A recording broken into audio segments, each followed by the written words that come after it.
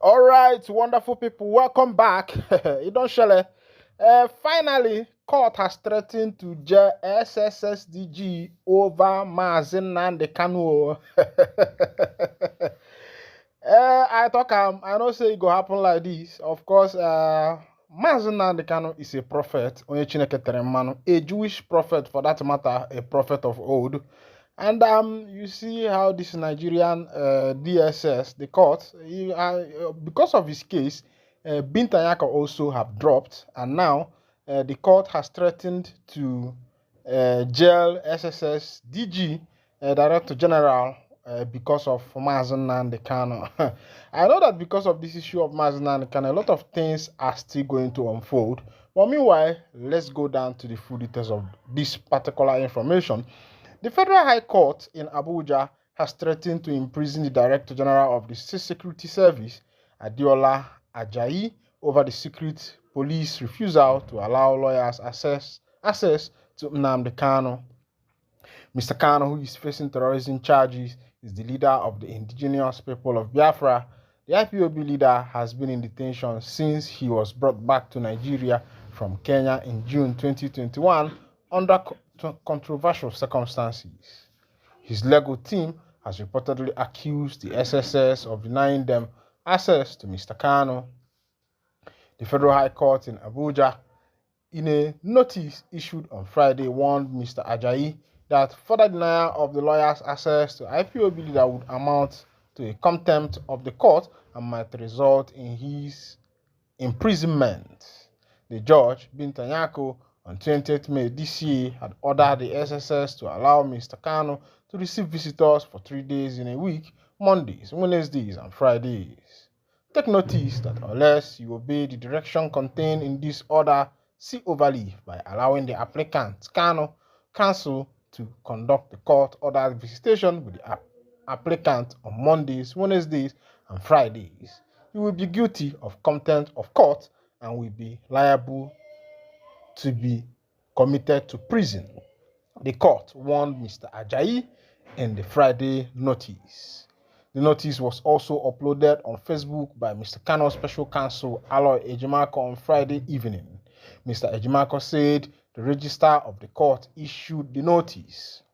The notice was titled From 48 Notice of Consequence of Disobedience of the Order of Court brought pursuant to Order IX, Rule 13 of Sheriff and Civil Process Act, Cap 56, LFN 2004.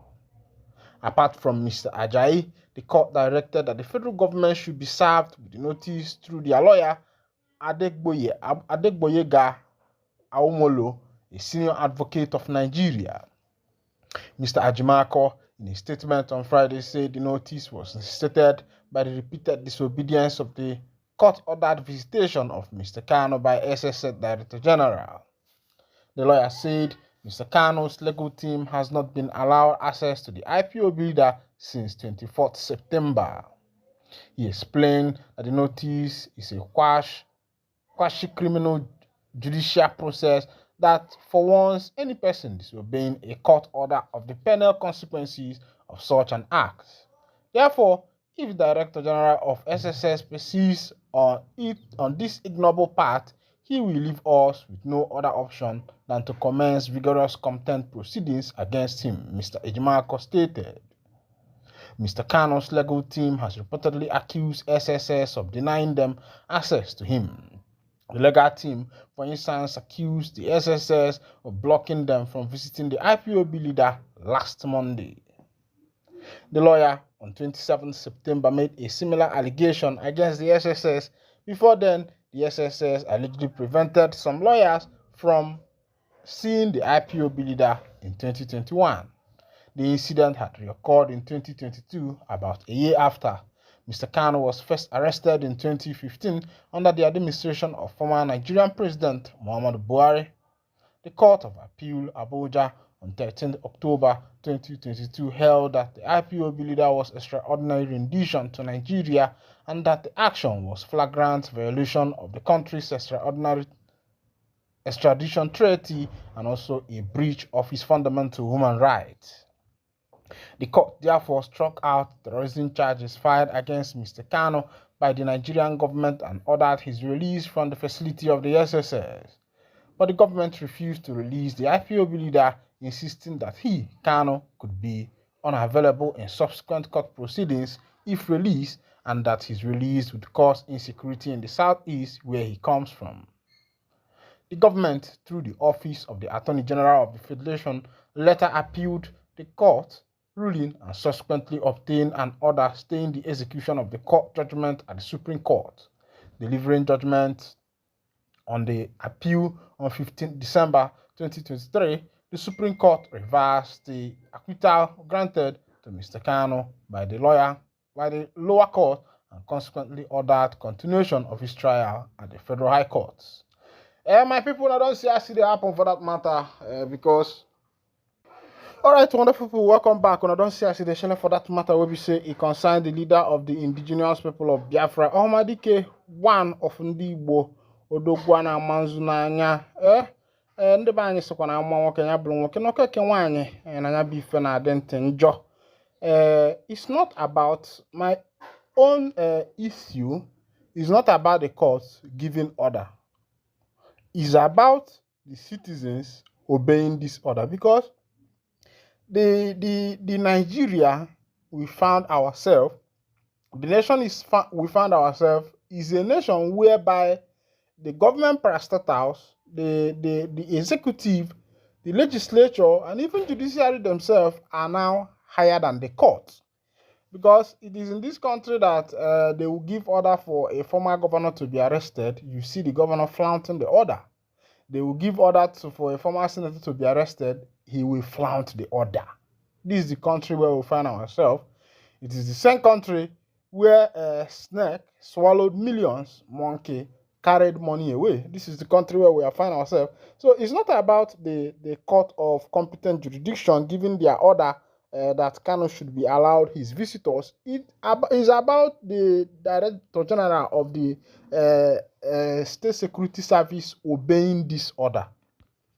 That's where I myself am pointing, because remember that Kanu was discharged and acquitted. But through the federal government, through the Attorney General of the Federation, filed a stay of execution of that particular judgment that was given by the appellate court. And this will tell you that the nation where we find ourselves is a nation where things doesn't work out well. Meanwhile, on other information, where we say it concerned our sister, our brother Bobrisky. He said, hold VeryDarkMan accountable. Bobrisky replies Falana and Fouls. Let's go down to that details. Even though this is not our usual thing here, but some things una need to hear them because, of course, I told you that no cake wine, none I didn't enjoy. It's like a Bobrisky is okay for wine or something like that. Popular cross-dresser Idris Okunonya, also known as Bobrisky, has asked human rights activist and lawyer Femi Falana and his son, Folarin, popularly known as Fouls, to hold controversial media critic Martin Otse, also known as VeryDarkMan, responsible for defamatory content circulating on social media.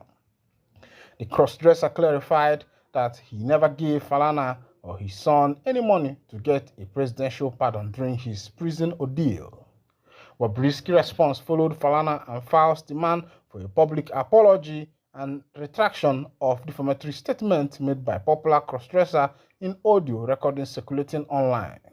The Punch reports that in one of the audios shared by VeryDarkMan, Bobrisky claimed that he had spoken with Fouls, requesting his assistance in persuading his father, Falana, to help secure a presidential pardon, which alleged cost 10 million naira.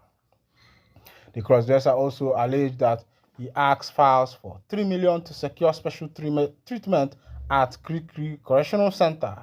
In another audio shared by VeryDarkMan, Bobrisky claimed to have paid 5 million upfront to a senior advocate in Nigeria in an attempt to secure a federal government pardon over charges filed against him by the Economic and Financial Crimes Commission. However, in a letter dated October 14, 2024, issued by Falana's legal representative, Olorufemi Akinyemi and Taiwo E. Olawale, Bobrisky was accused of making false and defamatory statements about Falana and his son's involvement in the alleged bribery and pardon. Meanwhile, now who never know a very dark man, now in the call and small boy. But this is where I'll be winding down the curtain because this matter self, to concern us. Now the freedom matter, now we carry mouth chook all the time. Now here I go to wind down this curtain, and if this is your first time of joining us on this wonderful channel, kindly go ahead and subscribe, like, comment, and share, and also remember, make you the on that notification button so that when our news go to jump in, you go be the first we'll let them. Thank you for listening. God bless you.